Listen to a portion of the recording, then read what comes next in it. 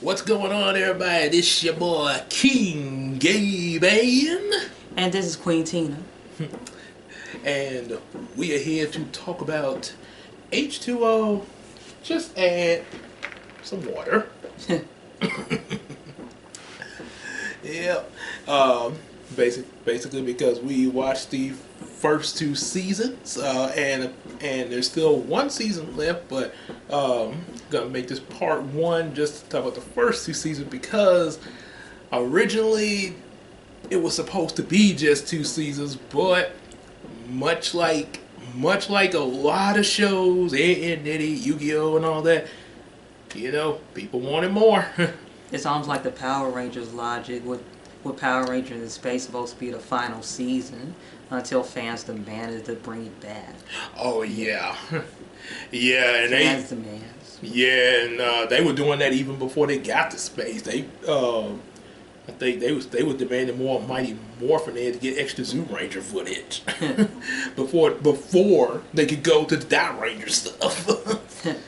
Yeah, and even then they were still wearing the Zoo Ranger costumes. Yeah. So, yeah. So like I said, yeah. So yeah, that's been, demanding more of something is nothing new to the media. So yeah. And H2O was no stranger to it. Yeah. Yeah. But who could blame them? I mean, it's a good mermaid drama series, It's mainly a focus on free teenage girls who turn into mermaids and also have abilities like special powers. Yep. Sort of similar to what you're doing with Bubblina. Yes. A little bit there. I guess if you took that and mixed it with Sailor Moon. Yeah. Yep. Before we go into this, let you guys know, make sure y'all definitely like, especially the H2O fans watching, share, subscribe, special chat, super chat, special thanks, especially for the premiere, super chat, super thanks for, you're watching this on the replay. Definitely hit us. Definitely get some of our available books, which include Yumiko 1. And also, be sure to definitely support us on that Patreon. Just like our previous Patreons, AJ the Supreme, Big Sis Casey, and the Iceman Universe. Go! Iceman Universe, go! Check out along with our stuff. Be sure to check out all of that stuff that they got on their channels. Pretty cool there. And also be sure to hang out with us on Discord and Facebook. Yeah. Whether like I say, we say be a Patreon to help support us. But even if you're not, even if you're not on Patreon and you're just watching the videos, yay! If you got Facebook or Discord, you can still come and holler at us there. We still say, hey, what's up to you? Even Patreon or not, But we do encourage Patreon, though, just saying. And also, let's sell each other some stuff on the Carry app. I sell you some stuff, you sell us some stuff. Because it is a really good app for garage sales. Yes. I don't know if they sell cars in the McCary app. I highly would doubt it. I mean, I could look it up, but I would be surprised if they did. But yeah, like I say, if they, because pretty much anything could happen in this day and time. But I think the reason why I would doubt that is because since McCary app is open to deliveries, like you could sell something to somebody over in California from where we're at, Yes. Mail it to them. It would be, unless I guess maybe like if a car dealership put something up there, and I guess their company does the shipping and stuff, but I highly doubt they would do it. Even if it was possible, I highly doubt they would do it. But like I say, who knows? Maybe there's stuff is evolving even beyond me being on the computer, So hey, maybe there's something I don't know. So I think the reason why I brought this up because some people sell their cars on Facebook Marketplace. yes, there is that, but Facebook Market is local though. Yes, I think Yeah. the only way you sell vehicles in the Macari app if it's a local, if you do a locally. Yeah, I guess. Yeah, if you do Like if you're that, from yeah. a certain city Okay. to sell the car. Okay, that. Yeah, they could probably do that now. Yeah, Yeah. local. Okay. There. Okay. That I probably would pull something up on that, um, but like I said, I don't know about the shipping, so that's a question mark for me. Because like I said, I don't know how far up that they've evolved the stuff there. So. Yeah. But yeah, locally, yeah. So yeah, that's a good point. Yeah. I think same goes for houses and apartments in the Macari app or Facebook Marketplace. Yeah, that's a possibility. Yeah, if it's local, yeah, I'm pretty sure they could. They do. Yeah, they. I guess if you try to do that, they would ask you local. Yeah, are you in like what area and stuff like that? Yeah, to make sure. Yeah, and plus, probably if they do it, well, Macari got better safeguards than the Facebook's sales do there. Yes. Like I say, one thing about it, even in the local, they make sure that you get your payment, and that the other person gets the item. They be on both of y'all's case for it. See, like yeah, Facebook they might be on you about it, but not quite as much as Macari, because yeah, I've heard I saw stuff on Facebook. It was and you know about it, because we drove to Bolger with some stuff with the sale. Yeah. We was lucky to sell it, but yeah, it was. Yeah, like I say, Macari's a lot better. Yes. So, yeah, definitely do that. And now, as they say in Pinocchio, on to the theater. Well, in this case, on with the H2O, and then that'd be funny if all of a sudden we go to black and I've got a special. Of course, but okay, let's get on into it. Yes. Yeah. Okay. Okay, so ladies first. Let you start, because I know you got a lot to say on this. Okay, what I was about to say is I remember that the show takes place in Australia. Australia has a whole lot of beaches. Mm-hmm. And I remember it focused on three girls named Cleo, Emma, and Ricky. Mm-hmm.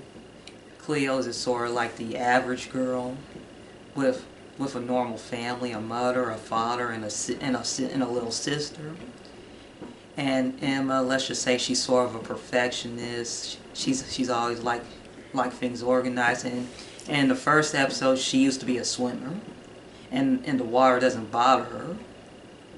And Ricky is sort of like a tomboyish girl who's from the other side of the tracks, like from a poor to middle class family, and she hides her secret that she doesn't want anybody to know that she's from a poor / middle class family that lives in a trailer. She didn't tell where she lives, but mainly they show mostly Cleo and Emma's houses, but a little bit of Ricky's house when the episodes go on. Yeah. Yep, which, like you said about Ricky, that probably is why they didn't show a lot of her until later, because of her kind of being secretive about that. I remember the first season, the water does not bother them. But when they went into Mako Island during the full moon, all three of them jumped in the moon pool, and then the next day they think that nothing's happening. Their lives are just normal until water hits them, and they automatically turn into mermaids. Which that kind of creates a lot of the sort of plots and stuff from episode to episode of trying to keep that under wraps there. Yes, and what's worse is they have to keep it secret from their families, which if I was them, I'd rather just come clean about it, so the families would help them. Yeah, yeah, like I say, now they do make a good point with, not broadcasting it to the public because everybody be trying to be well, not everybody, but some people. But there will be some scientists that will be trying to dissect them and stuff. But I'm pretty sure, yeah, like you said, their families would. I mean, they would at least adapt to it. At least they would know what's going on when they act certain ways. But you know. I think the reason why they won't keep it a secret from their fans is because they don't want to be embarrassed by it.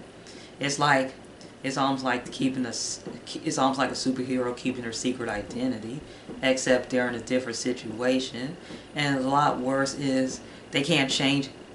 What's a lot worse is when the water hits them, they automatically turn into mermaids, and there's no control of that.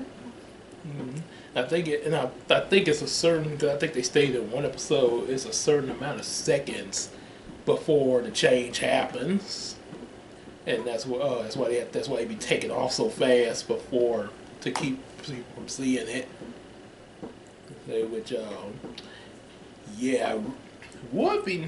I mean, it does create some challenges for each episode. Yeah, which I guess that's pretty much what the writers are going for, but it would be nice, maybe, I would say maybe not right away, but maybe if, when they're trying to, learn more about what's going on with them and stuff like that, maybe there would have been some way where they could, get a hold of something that gives them the ability to try, like maybe learning it or something like that. Speaking of learning, a few days later, they discovered that they had magical powers. Cleo discovered her power first, which is controlling water. Like I think there was one scene that she had a glass of water and she made a bubble out of the water and then put the bubble in her mouth and drank it. Sort of like Bubblina with bubbles. Yeah. So Cleo would probably be the closest one to being similar to Bubblina. And Emma's powers, she discovered her power second, which is freezing things. Oh yeah. Yeah, ice powers. Huh? Just like your second girl in Bubblina 5. Yeah.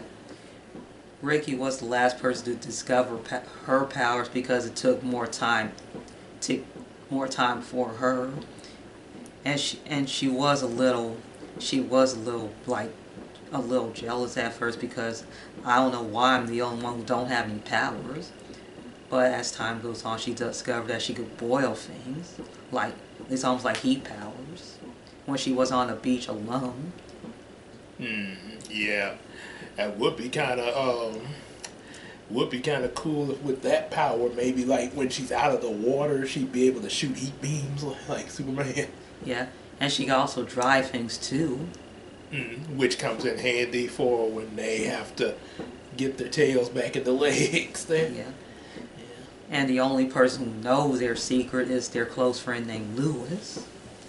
Ah, yeah, he was the first one that discovered it there. Yes.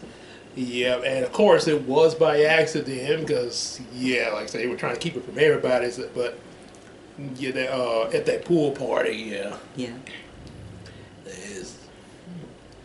Yeah, which I guess because, Cleo was trying to make it where, hey, I'm still cool, the peer pressure thing. And I know there's another boy named Sane, and let's just say he was a total bully during the first season.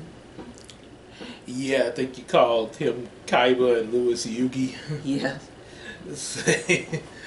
Yeah, he pretty much, he was, Zane was the bad boy of that, but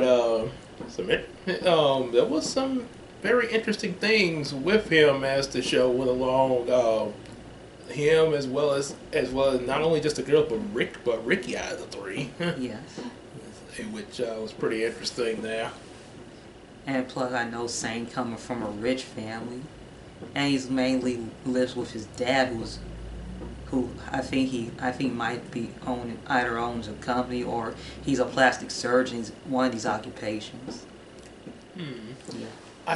think it may have been the company because he was trying to make like different. There were episodes where he'd be trying to make different deals and stuff. Yeah.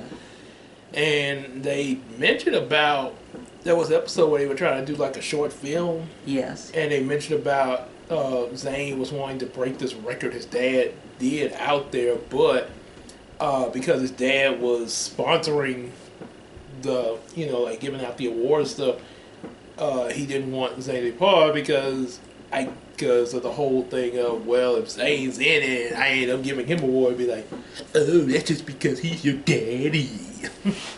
And you can also notice that the relationship between Zane and his father, let's just say they have a strained relationship. And I notice they don't mention about his mom. Yeah, that would kind of explain. Yeah, that right there from the very beginning kind of explains a lot of Zane's behavior. I mean, yeah, I guess it's safe to say that they are divorced, obviously, since you don't hear nothing there. Yes. And Dad don't really spend a lot of time with Zane. Either divorce or his mom could have paid. I don't think it's really mentioned, but yeah. I would say possibly divorce. Yes. But I mean, it could be possible the other way, but maybe Zane's coping mechanism is pretty much, pretty much out there being the rebel there. Yeah. Like I say, everybody has different ways of coping pain that they have on the inside there. Oh, yeah. Mm-hmm.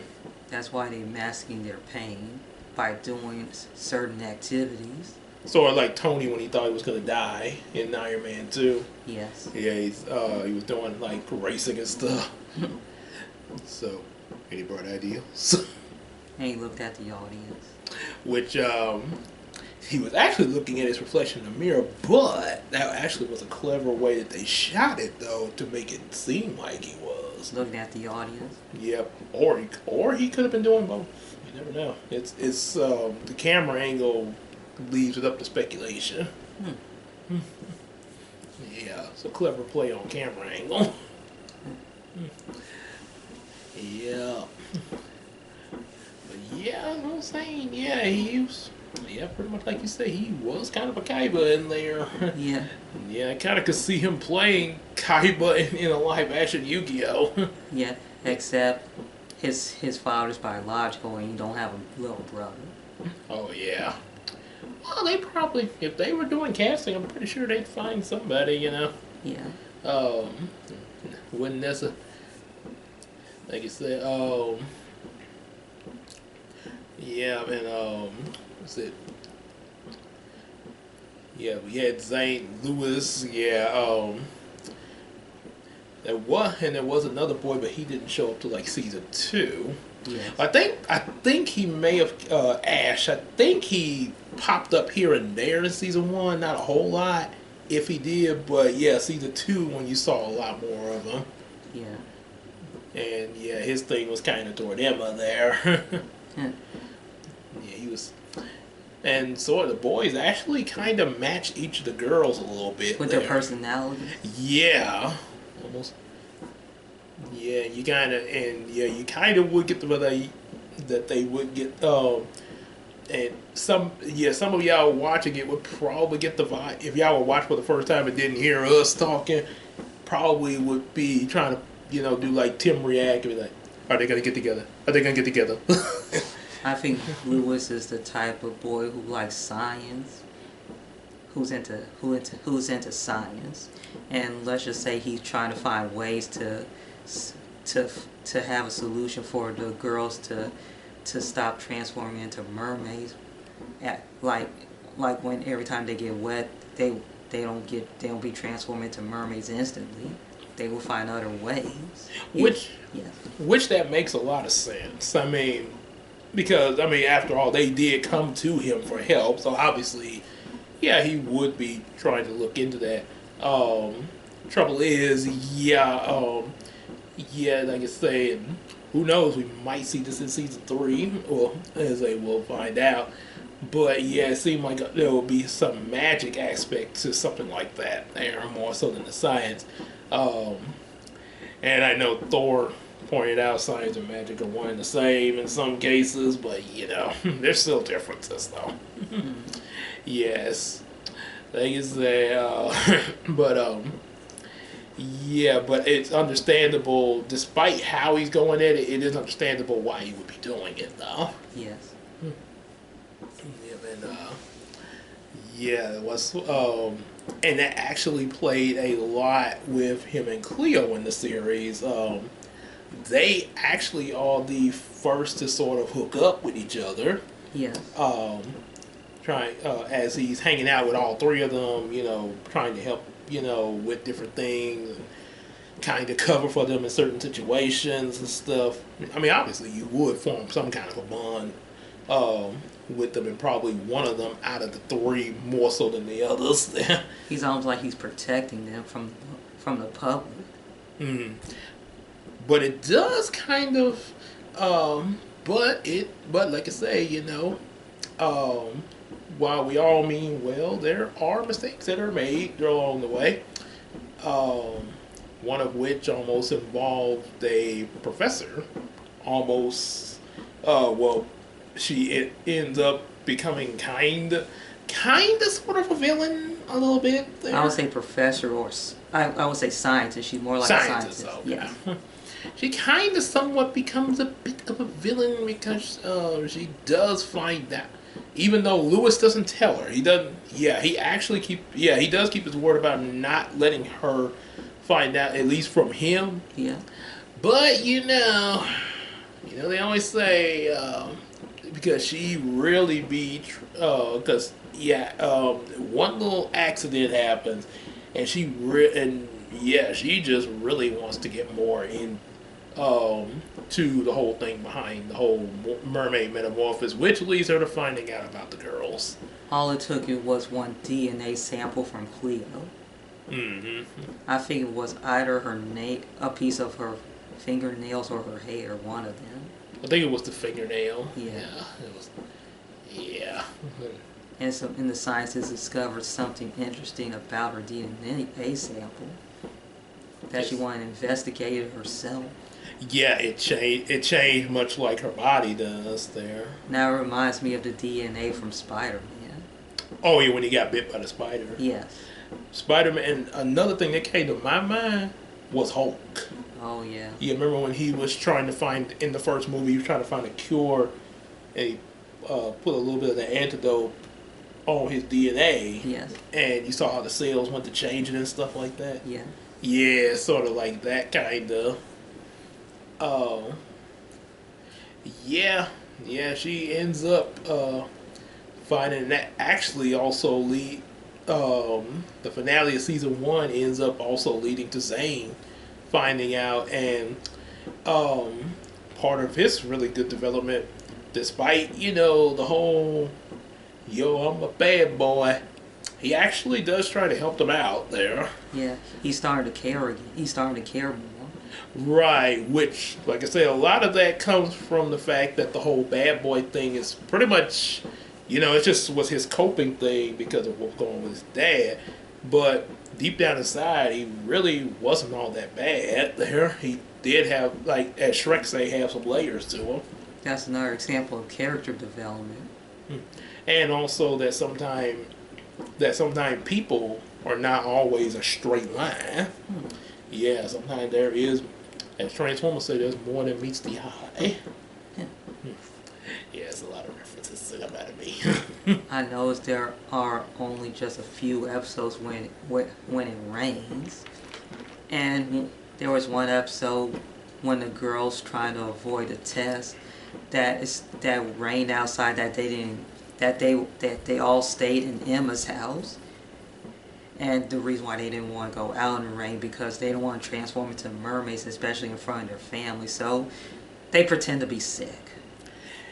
Yeah, which to avoid school in general. And yeah, like I say, I can understand at first, trying to keep it under wrap because maybe, it's all like, with superheroes, like teen superheroes like Static Shock, the whole I can't tell my mom and dad, blah blah blah blah. I could get that at first, but yeah, there are some but even with that, some situations is sort of that. Yeah, I got to tell. Good example would be Sailor Moon. Yeah. You know, her and Mamoru trapped in the elevator, Yes. and yeah, I mean, she just had to transform right in front of him to keep them from dying. Yeah. Yeah, which Mamoru was pretty impressed. Ooh. But yeah, in that situation with the rain, and there was a lot of situations where, yeah, I kept what I was like, okay, you're gonna tell your parents, darn. Okay, now they're gonna tell their parents, darn. Like almost every opportunity, we thought they're gonna spill the beans. Yeah, there was always some way that it got covered up there. Yeah. Yeah, like I say, not saying that's not saying that the show is bad or anything. No, we really love seeing it, but yeah, that even in a good show, there's always something that's gonna make you go down. even in a good show. Yeah. Or movie. Yeah. Well,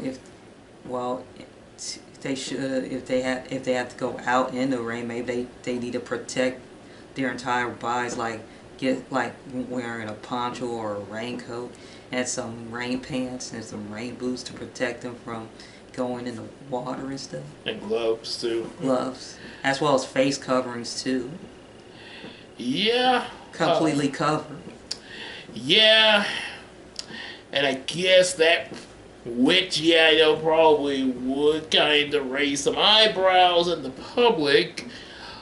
But, again, if they had at least said something to their parents, then I would imagine, like their parents seeing the transformation, like, y'all are mermaids and stuff like that, and having to keep the, between them and their parents. Yes. Yeah, which would include their little brother and sister, because I'm pretty sure the parents will be like, okay, this is our little secret here in the family, blah, blah, blah. They probably would have came up with some kind of cover when, like you say, in the rain, them going out, like poncho and all this other extra protection. Yeah. They would have came up with something. I think the parents would have probably came up with some better covers there. Just like sort of, but I know we only saw a little of this, but sort of like Inuyasha, Kagome's family knew about her disappearing in the feudal era. Yeah. So her grandpa, I think sometime around, but Kagome's grandpa always came up with excuses of why Kagome wasn't at school. Oh. Even now, of course, you might want to be careful which one comes up with the excuses, because Grandpa came up with some really out there excuses, like, Grandpa, can you at least think of something that's in this time period? Oh. He just think of stuff that he knows from the past. Yeah. As his excuses. Like, Grandpa, you know what year this is? Say. Yeah, but they would have, even so, yeah, at least they would know, and yeah, they would be in on it there. Because, I mean, obviously, it's shocking at first, but being that that's their parents, they would, at least, okay, can't really do nothing about this. This is just how it is. But they're still our children. We gotta keep them protected, Yeah.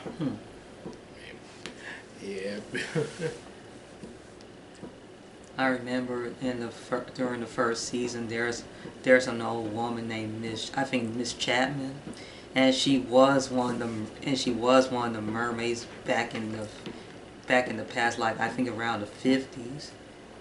Back around the 50s, she was like one of the mermaids. Oh yeah. And she's almost like a prophet, telling the girls, especially mostly Cleo, about the mermaid powers and stuff. Oh yeah, sort of a female Zordon, you might say, for them. Yes.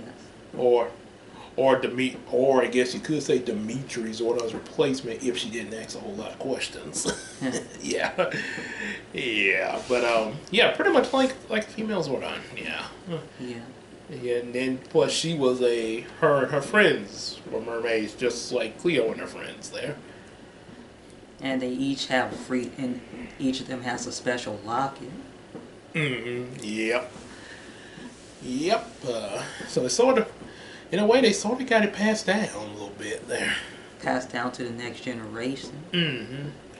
And there was, and apparently this lady, what'd you say her name was again? I think her name is Miss Chapman. Miss Chapman. Yeah. Apparently she had a special someone that they meet in the second season, pretty much like her and her friends Lewis.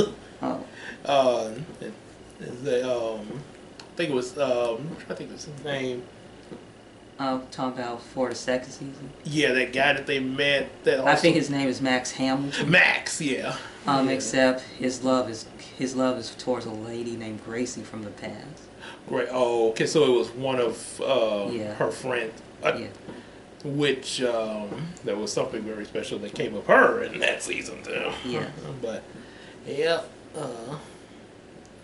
But yeah, it was a lot. Yeah, that's with all the stuff that they explained so far about the first season with the mermaid magic and it's also that the full moon, just how it made them into mermaids. It had some effects on them every time it came around. Especially every time they look at the full moon, they be in a trance. Yeah, and no, they didn't turn into werewolves. No, And they do stuff that's hard to explain. yeah, and that's even more of a reason why I feel like they should have had their parents in on it there, because then it would probably like, wait a minute, is this part of the whole mermaid thing? So, yeah. One effect was Cleo singing. Ooh, something like that there. The siren song. Yes, and it lured all the boys. Yeah, it was making them all go crazy there. Love crazy, yeah. And another effect is when Emma was addicted to eating seafood, especially raw seafood. Oh boy. Out of nowhere. And there was actually I kind of question now. Only reason I actually have questioned this, but not at H2O. Reason why? Because these girls were not born mermaids; they became mermaids under the full moon magic. So they were human and then became mermaid. Yes. But I remember I questioned that in the movie Splash. They Splash when they remember you saw scenes of Madison eating lobster and stuff. Yes. Yeah, that's like, a mermaid, why are you eating the sea creatures and stuff? But then this is what came to my mind after watching H2O. Yeah. Now they don't always show like the Little Mermaid. They never showed her eating seafood, but this is what I think the case is. You know how animals in the wild, Yeah. they pretty much eat each other. Lions, they eat antelopes and pretty much any like hippos and zebras and all that. The sea life. Sharks are not the only creatures that are predators that eat fish. Yeah. Whales and dolphins actually eat fish. Yes. Because matter of fact, we remember the whale in Pinocchio did, and apparently dolphins eat them. Yeah. Because they actually were feeding one of the dolphins at the sea park fish. Yes. So yeah, I guess if that's the case of just sea creatures, I guess that logic also applies to the merfolks there. I guess they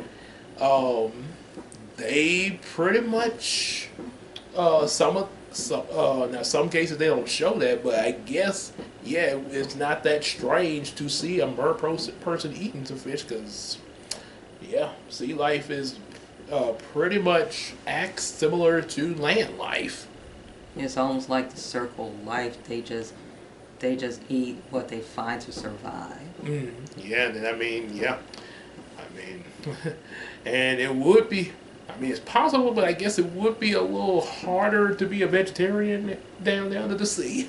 Yes. A little hard if you like if you were living under the sea. Yes. Yeah, it'd be a little harder because I guess the amount of vegetation down there may not be as much as up here on the land. Hmm. Yeah, if you think about it, there. Yeah, unless you just want to go on a all seaweed diet. I think of all the free Little Mermaid movies I've seen, plus the live action one, I never seen Ariel eat anything at all. Not even King Trident himself, I guess or they're the sisters. well. I guess they're eating off screen, as far as we know. But I mean, they gotta eat something at some point, to stay alive. Yeah. I assume that they all might be vegetarians because all the sea creatures talk in their world. There's that, and if they are eating some of the sea creatures, it could be the Lion King logic. Yeah. Because remember, they talk to each other in the Lion King, but like Mufasa say, it was Circle of Life. Yeah. Yeah, they acknowledged that they ate other animals, and it was just, but they kept a balance of it. Because then when Scar took over and they had the drought, because Scar was pretty much he didn't keep that balance like Mufasa did. Which, sort of like that whole thing with Joseph where he said, okay, you're gonna have 7 years of plenty to eat, but you better put some back because it's gonna be 7 years of drought. Oh. And just think if they did not know about the drought, well, it'd be pretty much like what happened with Scar took over. Oh dear. It could be. It could be that, like I said, they could be vegans. You never know, or maybe, like I say, if they are eating other fish off screen, it could be the Lion King thing. Maybe there's a certain amount that they eat from day to day. To kind of, and maybe the other sea creatures they probably know about it, and it is what it is. I mean, sharks and dolphins and stuff like that, they eat other fish, so. Yes. I guess Ursula may not be the only one eating fish there. Plus, just like us humans, they hunt for their food and eat it to survive. Exactly, yeah. We pretty much eat a whole bunch of different animals. Yes.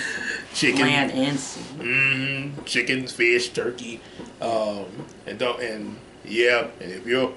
y'all are rednecks, nothing bad about it. But if y'all are rednecks, oh trust me, y'all pretty much know what we're talking about. Y'all be out there eating deers and pretty much everything in the woods. So, but like I say, that's how it be.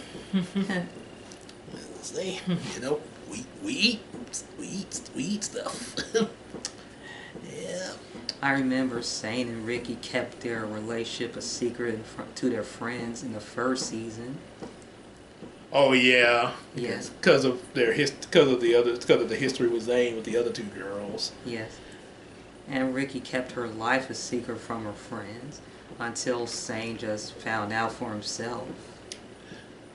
And I think that's where a lot of the Zane's development came. I mean, there was a little bit before then, but I think that's where the most of his development came from, was his relation with Ricky, because he actually, because of how Ricky was that wild card of the group. Yeah. She pretty much spoke her mind.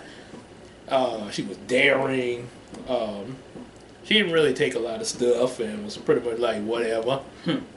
And she would stick up for you there.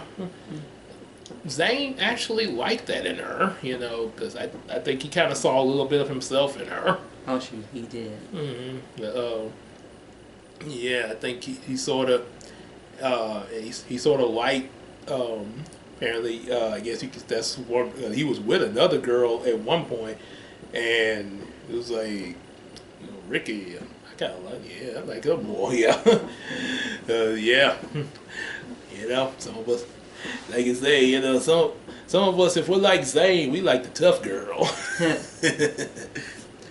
Now, of course, me, it's It just varies. You like me, I like you. It just Maybe, varies. as a Christina, she could be gentle, she could be tough, she could be pumped up like She-Hulk, but hey, my thing is, well, you like me and I like you, and we like some stuff and like to talk to each other. So okay, like Goofy or Sharks. So, yeah, but yeah, like I say, if you're like the same type, yeah, then that means you're probably a type of guy who really likes a tough girl. Yeah, Yeah. yeah, you probably.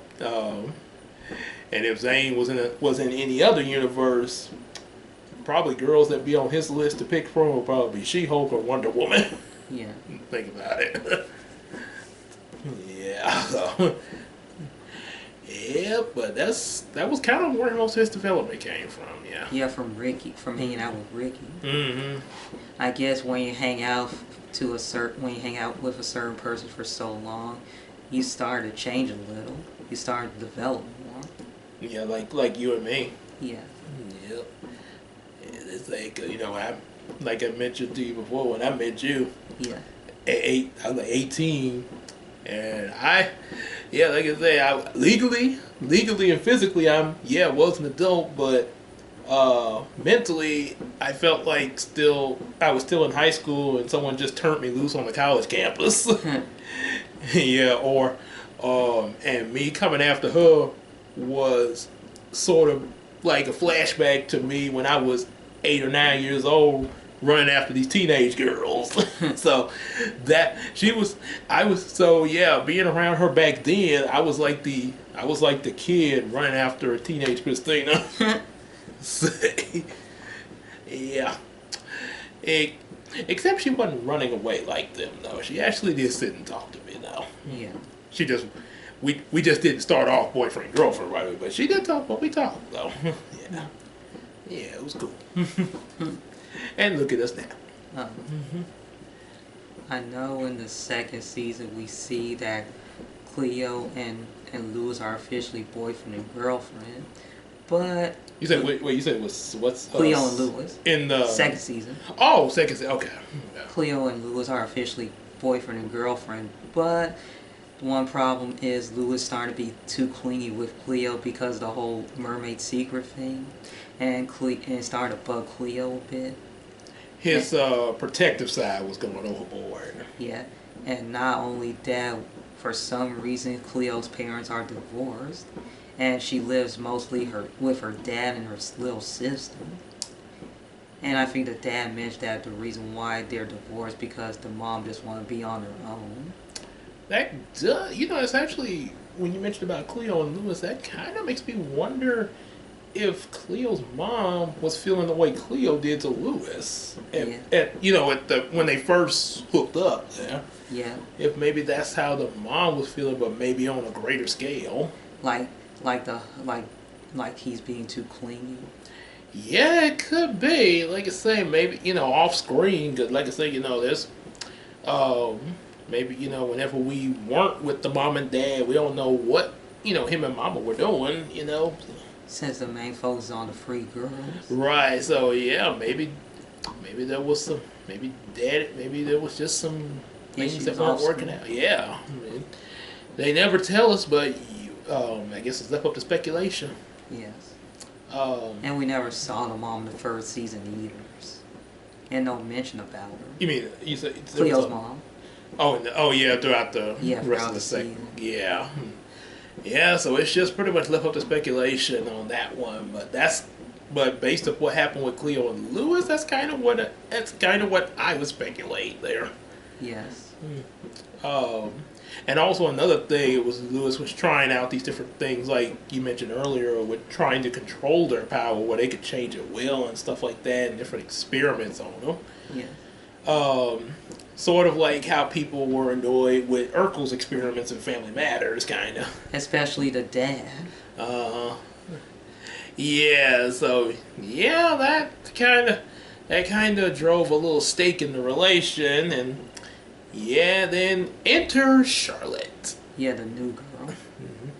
Yeah, who actually took interest in Lewis's little endeavors and stuff and what he was getting into. And plus, she's an artist. Mm-hmm.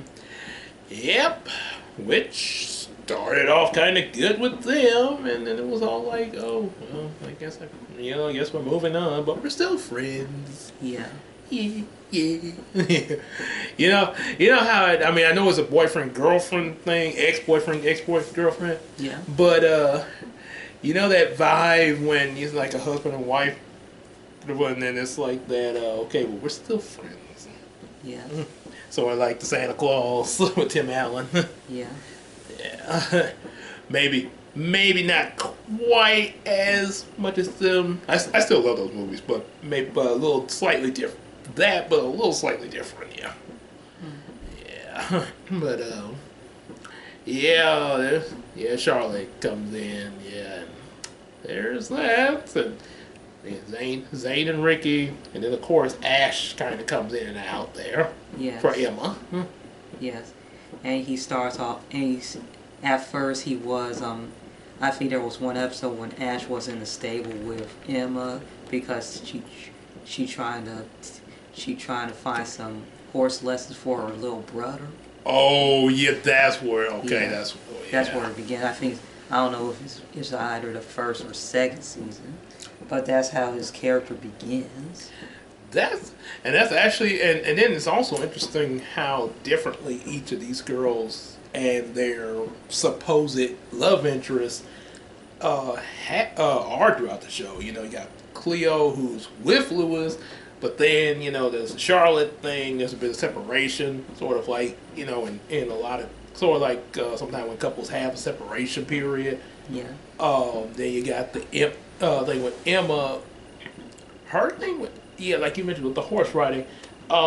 She actually was like, no, I don't really like that guy when Well, they first met each other. There, well, they despise each other at first. mostly her. Yeah, mostly her because he was really trying to be like, hi, how y'all doing? Yeah. And it got worse when he decided to become the supervisor at her job. Yeah, and anybody who's watching this that watched both of the seasons of H2O and know about that up to that point, yeah, you probably know why. Yeah, but to those who don't, yeah, it was established early on. Emma was pretty much the organized type of person there. Yes, as well as the somewhat bossy too.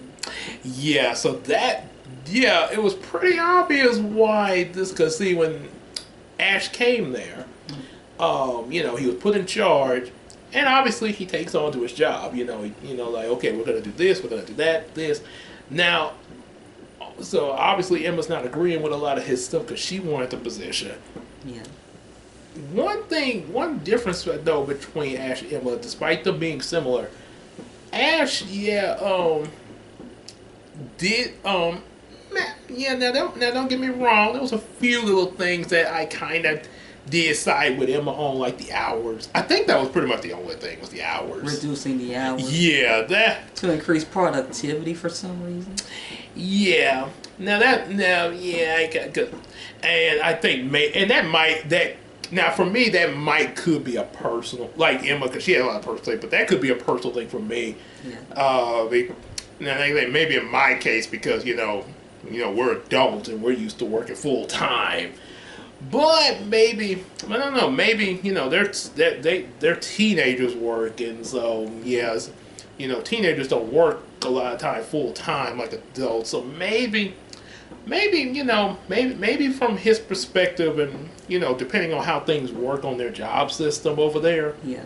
maybe Ash was onto something. I'm just like I say, so that's why I'm just gonna say it was more of a personal thing because, like I said, there could be some things I don't know about the job system there. So, but I could see where Emma would be upset about it though, because she probably like if I don't know something and I'm 36 years old, say there's probably some stuff that she don't know. Well, later on, Ash fires Emma for a brief period until one of the co-workers mentioned about her mistake, and Emma was not at fault this time, and he knows the truth that one of his co-workers did did something with the freezer. Oh yeah. And then he took the audacity to come to Emma's house to apologize, and Emma didn't want to Emma didn't want him to come in at first, but she just let him in to say, "Let me explain." I give him a lot of credit for that, because we all, every one of us messed up, but you get a lot of points when you like, oh snap, let me go fix this. Oh yeah, persistence. Yes, and I will give, matter of fact, I think he was even more persistent with that than he was with the job itself. Yeah. Yeah, he was persistent with the job, but I think he used that same persistence in trying to make things right. Plus, he also more persistent when it comes to Emma, especially trying to find out her true secret. Yeah, and like I say, he doesn't know that because she's a mermaid, so ain't no telling what he might be suspecting there. And then not only, and like would say with the persistent thing, when he apologized, I think it was another thing. He actually even admitted that while he was coming up with good ideas, yeah, he actually, because Emma mentioned some of the stuff that she would have done here and what she had planned. Apparently he did hear her out, but then after that little, like trying to make up with her, he actually like I mean. Okay, look, Emma, I know I'm in charge and everything, but what do you say? Maybe I might have, even just say if Emma had done the fruit thing, just say. Yeah. He's like, look, maybe, fire you may have been a little too far, He's like, look, I think I may have lost my cool there, okay. You got some good ideas, Emma. Let's see if we can work them together. And say, I could put your smoothie back online. I can put your smoothie back up. So, yeah. Say, which a lot of and even when he, even before he realized all this, what kind of help was he did have a good nature from the beginning. Yes. Because he was real happy when he was, even that. I think that's why the other employees didn't really say anything to him. Yes. Because most of them are just scared. Well, I don't think scared. it was. I thought that at first, but I think it was more so that. Well, yeah, scared. But actually, I thought they were scared of him. But I think it was more so they were scared that they would hurt his feelings. Oh. Because he was, he was so cheery and happy about what he was doing and everything. And you see somebody, all like, sort of like SpongeBob, all I'm ready. You probably would be a little nervous to hurt their feelings there, because you're like, they're so happy and everything. I would say that, but I don't want to get offended there and be upset. Because he might might become emotional over it there. Yeah. So yeah, sometimes people, not so much scared of him like like that kind of scared, but scared to hurt his feelings. Because he was such a happy-go-goody guy. Yeah. As with Charlotte and Lewis, they could become good friends at first, but episodes on, she started to get too clingy with Lewis. Not only that, but also get suspicious with the girls. Yeah,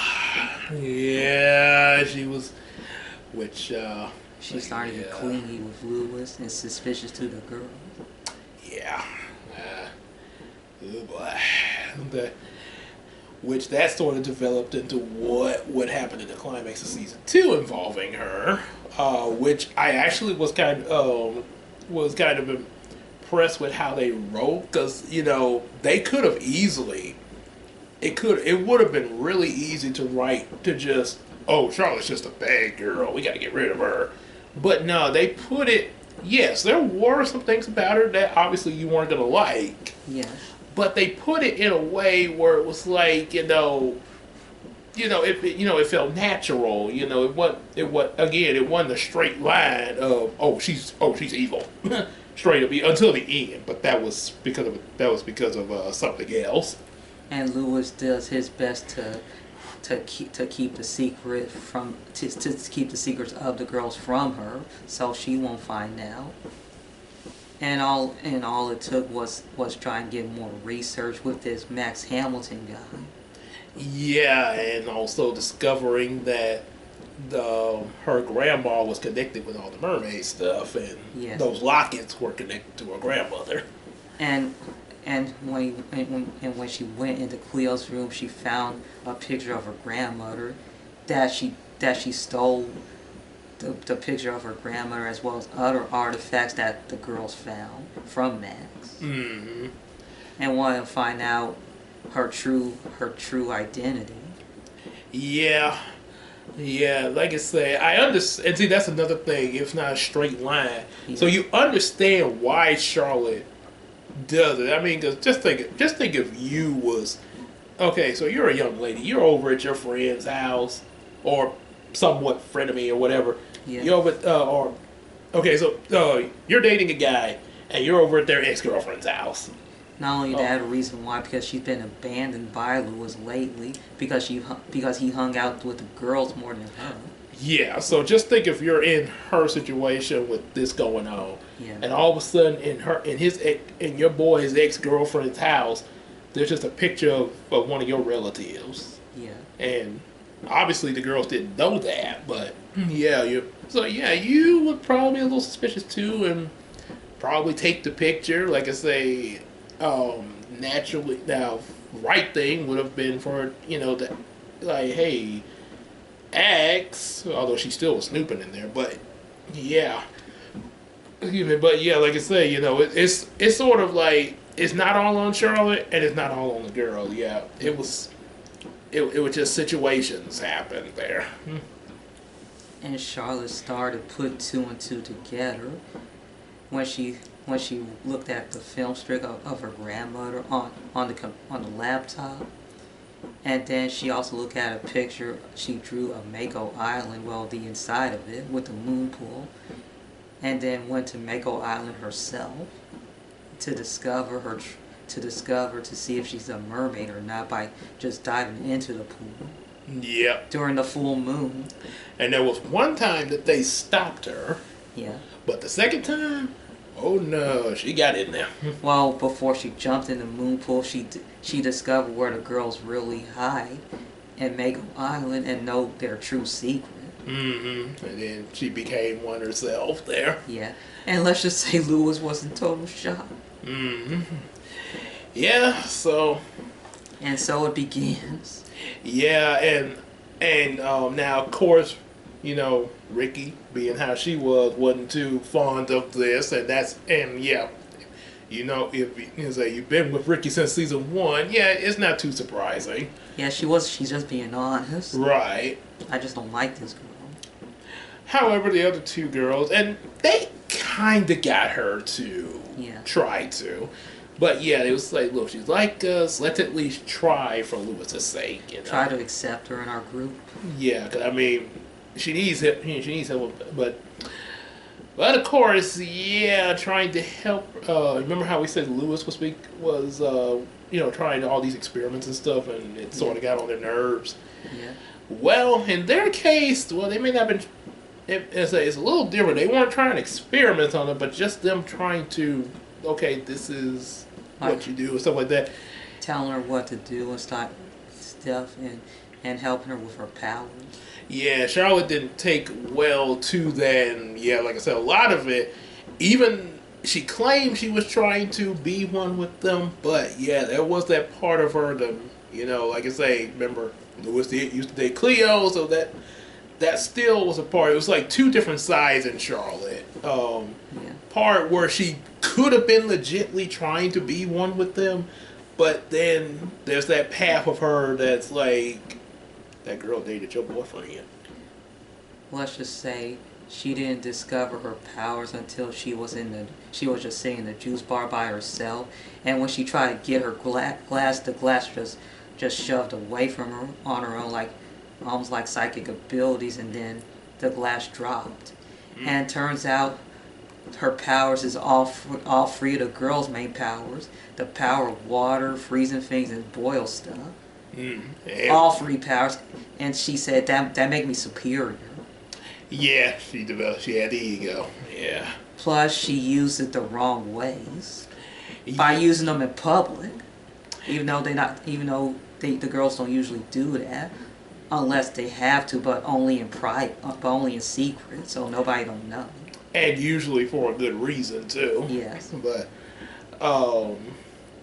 yeah, so that was, I think, and I mentioned when we was watching it seemed like you remember like with Captain America how the formula made Cap good because he had good intentions Yes. to fight for the little man. Yeah. But Red Skull, it made him beg because he wanted raw power pretty much. So in Charlotte, in the girls' case, the girls, it was all right, but in Charlotte's case, because she had, a lot of things going on in her, a lot of which were negative, like jealousy toward Cleo, Yeah. Being suspicious of where Lewis was at and all that. Yeah, I think it was amplifying some of the stuff that we had saw build up in her before she got the powers. Yeah, her emotions in general. Yeah, a better example is it pretty much, the powers to Charlotte was like the symbiote to Peter Parker. Yeah, when, he became all like, wanting to actually kill and stuff there. Charlotte's case, is more of, being more aggressive in general there. And she started becoming a bully to them. Yeah, and I think what really, she gradually went into that, like with Lewis's birthday party. Yeah. And she just invited all of her friends and only just a few of Lewis's friends that only she knows, which is just Cleo, Emma, and the Ash Boy. That Ash Boy. Yeah, and then tried to keep the girls away from Lewis and stuff. But I think when they got out and had, what Lewis actually did want and his friends, Yeah. like, what are y'all doing? Having a party. Oh, no. That's where she went all out against them. Like, she come up on that next time. Yeah. Sup, girls?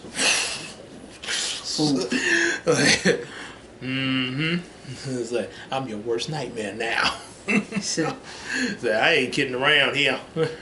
I feel another example when she discovered her true nature is when Lewis had a problem with a boy named Nate. And they want to sue Lewis for ruining his jet ski. Yeah. And Lewis said, please don't let me handle the problem. It's just a big misunderstanding. And Charlotte took matters into her own hands by trying to kill Nate. Yeah. And if Charlotte hadn't interacted, because Lewis got flipped by Nate, which I did not see that coming. I did not take inside the juice bar. Yeah, I could see Nate doing some roughhousing because he's Nate. Yeah. But I didn't think he had like that perfection jitsu move like that. That ain't just no couple of kids roughhousing. That's a straight up jitsu move there. Oh yeah, then Ash had to be the bouncer by throwing him out, and Cleo and the girls had concern with Lewis, and Lewis told him it's nothing, it's no big deal, just let me handle the problem. And then Charlotte just took matters into her own hands by just telling Nate, by standing up to Nate. Well, she did more than she tried to almost pretty much drown him. Yeah. Yeah. Hurt him and possibly kill him, just possibly, until the girl saved him. Yeah, which, like I say, and when they saved him, he was like, "Okay, look, Lewis, okay, forget all this. I'm out of here." Yeah, they just let him back in the juice bar after what happened because they couldn't stand seeing a person get hurt. Yeah. Now, if it wasn't for that, probably if I was in Lewis's position, as far as I'll take care of this. Probably would have just got it. I mean, because Now, verbally, yeah, you just ignore the person. Yeah. But yeah, a person just flips you like that, physically try to hurt you. Yeah, you might want to get some authorities on that. There, Yeah. just saying. You know, it's like authorities, or like you say, you had the bouncer. Yeah, but Yeah. yeah, but I put it this way: for that, yeah, okay, he's out of the restaurant. But if it escalated past that, like say he tried to encounter Lewis outside of the place, Yeah. yeah, then you might want to get some authorities involved there. Yeah.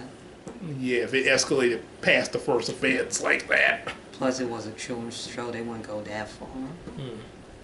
Yeah. Plus, it also teach kids a lesson with that. Mm-hmm.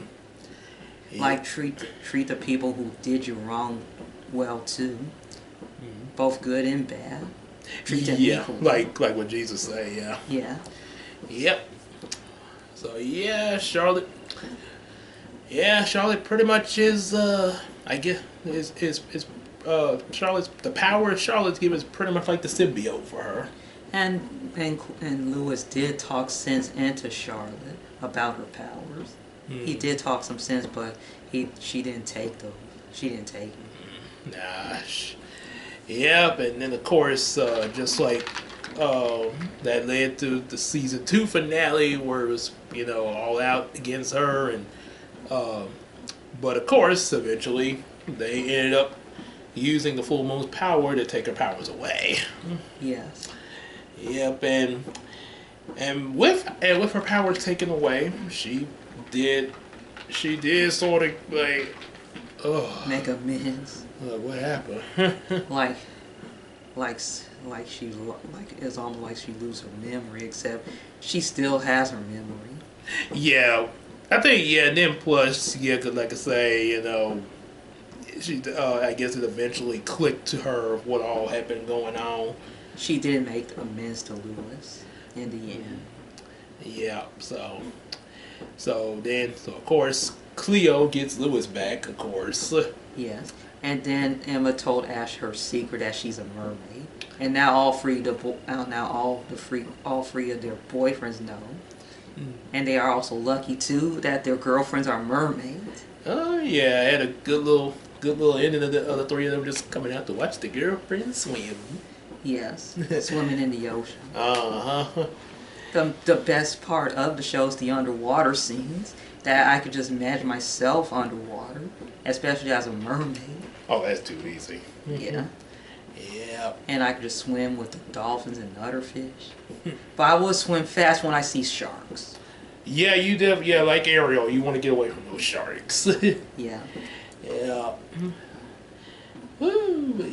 Yeah, it was it was a real good series, and like I say, again, this is part 1, so we are definitely looking forward to season 3 to see what came in the bonus season there. Yeah, we really got high hope that it'd be good. Maybe I would hope that they expand the lore more. Yeah. Like maybe we can like how we learned some things about the magic and stuff like that, and they was trying to discover it and stuff. Things about it. Yeah, I hope maybe they discover some things about that. Maybe a way they could turn it on and off. Without where they could go swimming and not instantly sprout tails there. If if they're in front of public and stuff like that. Well, according to a glimpse of Wikipedia, they originally planned just 2 seasons were originally planned with a total of 52 episodes, like 52 episodes on both seasons. Like I think it's 26 episodes per season, and you get a total of 52. I see. Until fans demanded that we want more. More. So they ordered a 3rd season, which is their final season. Yep. Like so many shows, and they still do it now. They still do that now with shows. Yeah, we want more. And that's why SpongeBob hadn't ended yet. Same goes with The Simpsons. Oh boy, need I say more? Yeah, but yep. I mean, something's good. Yeah, people are gonna ask for it. I mean, hey, I like something. I probably want more too. So, Yeah, but yeah, hopefully they hopefully they deliver they still deliver the goods there. Yeah. Yeah. What I was about to say is I can imagine if they do the H2O show in America, if they do a reboot, and if they do it in America, they might take place in California, like Think so? either Los Angeles or even San Diego. Maybe San Diego because they have a marine park in San Diego called SeaWorld. Didn't see and SeaWorld was a sponsor, right? Well, SeaWorld Australia. Oh, okay. That's their sponsor. Okay. That explains where they was able to get them the sea creatures and stuff, probably. Yeah. And possibly for the free girls, they could either use free Caucasian girls or a twist free African American girls. There's that, and they could, and then they could Or they also, could have a mix. yeah, I was about to say that. African American or Caucasian, Or and even a Mexican. yeah, that third one could, have Mexican, Asian, Hispanic. You got Any race. different out. Ethnicities. Or just pick three different ethnicities at random. Yeah. Maybe if they do a reboot, they might tell the families their secret. I would hope so. Yeah, Yeah. I hope that's. Yeah, 'cause that's one thing, since reboots always do stuff a little different than the original. Yeah. Yeah, hopefully that is something that they consider from their previous original. Yeah. If they can't do an episodic series, why not just a movie as a Yeah. plan B? Speaking of that, that's how we discovered H2O, because they made a telemovie of the 2 seasons there. Yeah. And we saw the telemovies first, then knew some of what was going to happen, and then we started watching episode. The episode was like, okay, when is it going to happen? When is it going to happen? Yeah, because see, the telemovie just pretty much showed us a nutshell. Like, it's almost like a summary version of the episodes in a nutshell, in 90 minutes long. Mm-hmm. Yep. So, yeah, we definitely, hopefully they do. And but first, before they do, we gotta see what season 3 offers. Yeah. Yes. Yeah. Yeah. Definitely. Look, it's the final season. Yep. So, anything else you got for that? Yeah. Maybe one of these days I might see what Australia's like, as well as other countries I want to see. Oh yeah, sort of like a world travel. Yeah. All I can say is only time will tell. Well, I put it this way: that ends up if